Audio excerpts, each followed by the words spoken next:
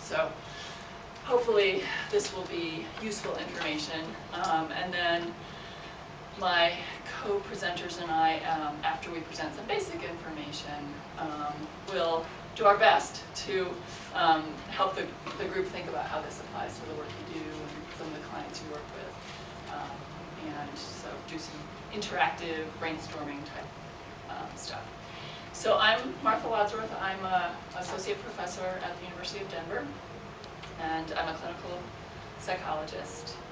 I study children and families in poverty, and we develop preventive interventions for kids and families to get through life in poverty without being hampered by emotional and behavioral problems to the extent possible.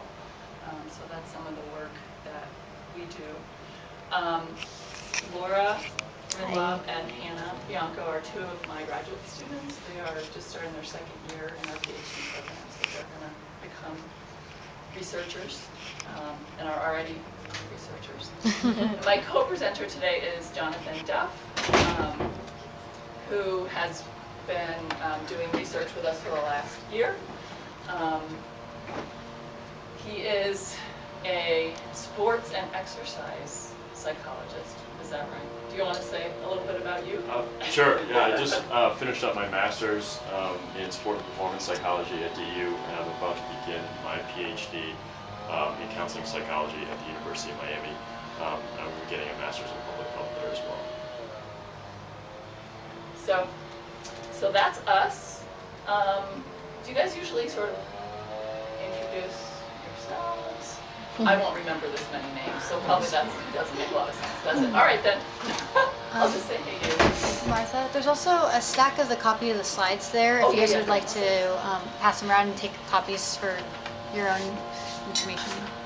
Yes, I thought about different ways to do handouts, and then I thought maybe just copies of the slides would be most helpful. The group that we have here today, we have a group of frontline CSRs, frontline counselors, and some weight management coaches. Okay. All right, so just to give you a quick overview of the things we'll be talking about, first we'll really review the overarching findings about the toxic effects of poverty on physical and mental health, and then talk a little bit about how poverty does that, how it gets under the skin is a phrase we like to use, and then really talk about the role of stress, and hopefully that's a topic that makes some sense to you folks as you work with the topics and the folks that you work with. I imagine plays a big role. So we'll talk about the roles of stress and our body's reactions to stress and how poverty dysregulates those to create the problems that we'll talk about. And then ultimately, we'll get to talking about some coping and relaxation and methods, techniques that we have that mitigate to some extent against the stresses of poverty. Okay. So just to start with some real basic statistics. Oh yeah, my notes, that'd be good. So just some US and Colorado statistics. Approximately 13% of residents live below the poverty level, which translates into about 14 million kids. And in Colorado, Colorado's numbers are relatively on par with US statistics, although Denver in particular has much higher rates than US averages. And of course, when you break that down by ethnicity, Latino and African Americans are 3 times as likely to live in poverty as whites. And unfortunately, in Colorado and across the nation, children's poverty rates have been rising over the last decade. And we don't actually have statistics over the last 3 or 4 years, but I would be surprised if they hadn't gone up even more in the last couple of years with the recession.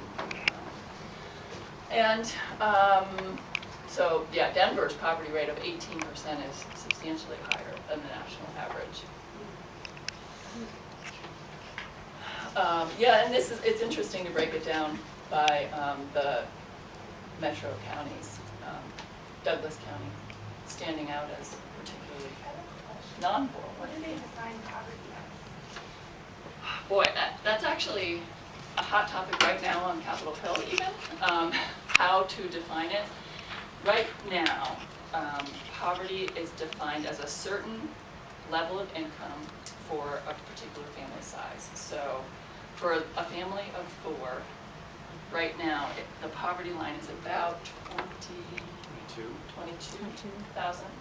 So if a family of 4 has that income or below, they qualify for public assistance in the form of TANF and WIC and those kinds of services.